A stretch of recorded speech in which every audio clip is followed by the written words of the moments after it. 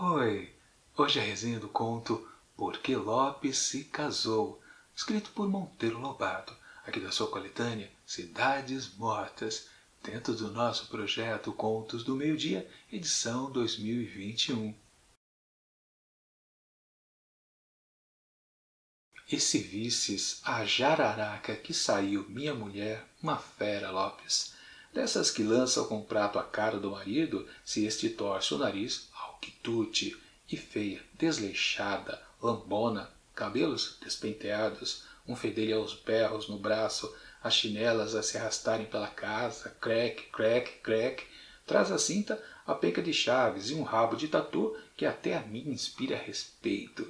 Dirige o movimento da casa a lambadas, grita sem parar, deblatera, diz nomes, arranca a orelha às criadinhas. É um despotismo de saias a serviço de um estado de sítio que suprimiu o meu marital, o meu pátrio poder, o meu poder animal de homem, e me põe na casa humilde e caladinho, de orelhas murchas, como um lazarento burro de carroça. Felizmente, o trabalho na repartição afasta-me da enferneira 8 horas por dia. É quando eu vivo. Esse é um trecho aqui do começo de Por que Lopes se Casou. Que conta a história? Bom, quem está narrando aqui todo esse martírio não é o Lopes. Olha só que coisa curiosa. Na verdade é o amigo dele, é o Lucas. Lucas que tem toda essa pequena existência conturbada junto ali de sua bela esposa. Quer dizer, bela não tem nada, ela é feia, né? E é uma jararaca, assim como ele descreve, né? Realmente, um casamento que deu tudo errado. Ele tem 12 filhos. Isso também é outro martírio na vida dele, porque ele tem que sustentar, né? Tem que trabalhar muito, muito, muito mesmo para sustentar, além da broaca que ele se casou, também os 12 rebentos, né? Que é um pior que o outro também. Ou seja, a vida de Lucas é um belo de um inferno, que eu recomendo que ninguém faça a mesma coisa. Depois, mais avante no texto, a gente acaba descobrindo alguns pormenores de algum desses rebentos do Lucas, né? Que ele vai dizendo algumas características e todas elas são divertidas. Aliás, esse conto do Monteiro Lobato é mais outro daqueles que a gente fica dando risada o tempo todo, porque é uma situação completamente da esdrúxula. Um casamento completamente infernal que tem Lucas. Mas aí você fica puxando pelo título da obra, né? Porque Lucas se casou, porque Lopes se casou, melhor dizendo, né? Sim, bom, os dois estão conversando. A gente deduz, claro, obviamente, que o Lopes também está casado. Mas a gente demora a entender exatamente por que o batismo desse conto com essa expressão. Bom, o que vale é que mais outras questões a respeito do infortúnio de Lucas vai se avançando aqui na narrativa. E digamos que, em um certo ponto, o Monteiro Lobato até se perde um pouquinho, mas o texto não deixa de ser bom. Na verdade, a graça em si é que mantém a leveza justamente de todo esse perrengue que Lucas passa na sua vida. Mas uma coisa curiosa que depois vai sendo bem alinhavada é justamente por que ele casou. Bom, antes, feia ela já era, né? Como é que ele conseguiu casar? Bom, ele ficou flertando com ela e se valeu de uma coisa bastante, acho que digamos, corriqueira antigamente, né? Que era o cidadão, né? Querendo, digamos, dizer para a mulher que ele é uma pessoa estudada, né? Então ele versava, né?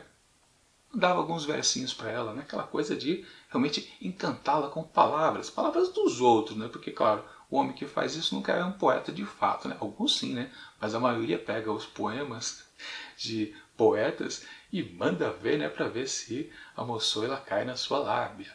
Sim, muitos conquistam os corações femininos através de poesias. E foi justamente então o que Lucas fez com a sua bruaca, sua jararaca, né?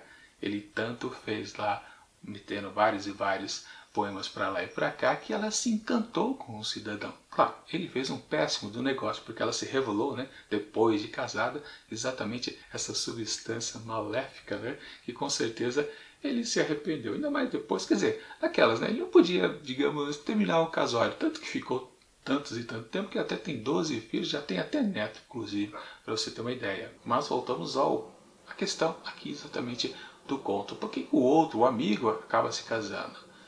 Depois a gente acaba compreendendo que, de fato, ele talvez ainda esteja noivo. O Lopes, não o Lucas, é uma confusão também ainda. O Monteiro Lobato tinha que colocar dois nomes parecidos também, só para confundir mais um pouco, né? Mas enfim. Aqui, claro, no fundo, esse texto aqui é meio que para fazer um certo xiste, digamos assim, ao final dele, né? Uma gracinha a mais, sendo um texto cômico o tempo todo. Na verdade, a gente precisa lembrar do conto anterior que a gente viu também ontem, né? Basicamente, naquele conto, o anterior, o Monteiro Lobato colocava um cidadão que questionava a forma do conto, né? Histórias rápidas, mas que elas precisam ter alguma coisa atrativa, né? Não basta contar uma história por contar, ela tem que ter um porquê, e se não tem exatamente uma grande coisa a ser dita, que pelo menos tem um certo gracejo, ou seja, uma tirada especial ao final. E basicamente parece que é isso que ele quis fazer com esse texto aqui. E olha só também o seguinte que a gente vai ver amanhã. Sim, no fundo, embora seja um texto cômico, desde o começo ao final, o Lobato faz questão de fazer uma certa graça, para justamente fechar e até ser condizente do que ele pregou anteriormente. Enfim, o que eu quero dizer. Aliás, eu posso até revelar como é que termina esse conto, porque não é um grande spoiler, ou seja, você não vai ficar completamente decepcionado de eu ter revelado o ponto principal da história, porque não é grande coisa, é apenas uma piadinha a mais, um xiste, tentando fazer uma graça maior ao que já era muito do cômico. Enfim, como é que termina a situação aqui? Lopes fica pensando exatamente, casa ou não casa, ele está noivo, ele usou os mesmos recursos para iludir a moçoila pretendente, né? Ou seja, ele se valeu também de poemas para deixar aquele coraçãozinho feminino apaixonado por ele, né? Aquelas, né? Usando palavras de outros. De fato. Então, por que ele vai continuar casando? Já que ele tem um grande exemplo do amigo que se ferrou redondamente, né? Claro, a outra mulher pode não ser tão jararaca como a primeira aqui descrita, mas podia acontecer, né? Porque arrependimento de casamento, isso é possível para todos os homens. Mas, enfim, a graça então que o Lobato coloca ao final do texto é justamente, ele vai se casar, também o Lopes vai se casar, né? Que é o título da história, porque Lopes se casou. Sim, ele vai casar, não tem problema. Mesmo com o grande exemplo, com o alerta do amigo Lucas, não, ele vai se casar. Mas ele vai se casar pelo menos com uma certa consciência limpa. De que? Pelo menos ele se valeu de menos poemas pré-nupciais. É um negócio esquisito, mas não deixa de ser uma piada. Ou seja, talvez o excesso de poemas, o excesso de sedução antes do casamento para o seu amigo, o Lucas, foi isso que fez uma, sei lá, carga do destino, né? A mulher ter se transformado numa bela de uma megera e os filhos também terem contribuído para a sua infelicidade. Ou seja, já que então, no pensamento então de Lopes, que ele se valeu de menos poemas para engambelar a moçoila a se casar com ele, beleza, então o destino será menos cruel para ele. Basicamente isso. É a piada que o Monteiro Lobato coloca ao final aqui do seu conto. Funciona? Pode funcionar para muita gente, mas muitos podem ler isso aí e falar, não entendi, qual foi a pegada? Você tem que refletir um pouquinho a respeito do que aconteceu antes, senão passa realmente ao léu.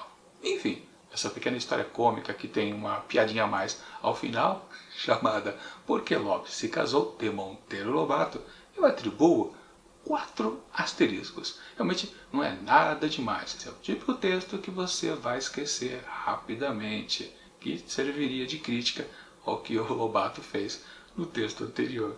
Fazer o que, né? Bom, vamos ver como é que fica o próximo texto. Bom, eu já li, né? E sei que sim, ele se enquadra ainda nas discussões do texto de ontem, né? Daquela coisa, né? O texto, para ser bom, pode não precisar de muitos floreios. E é o que a gente vai encontrar bastante amanhã no próximo conto. Mas, enquanto o próximo vídeo não chega, eu deixo aqui do lado dicas de outras resenhas, de outros contos, aqui dentro do projeto Contos do Meio Dia, edição 2021, ao longo do ano. E tchau!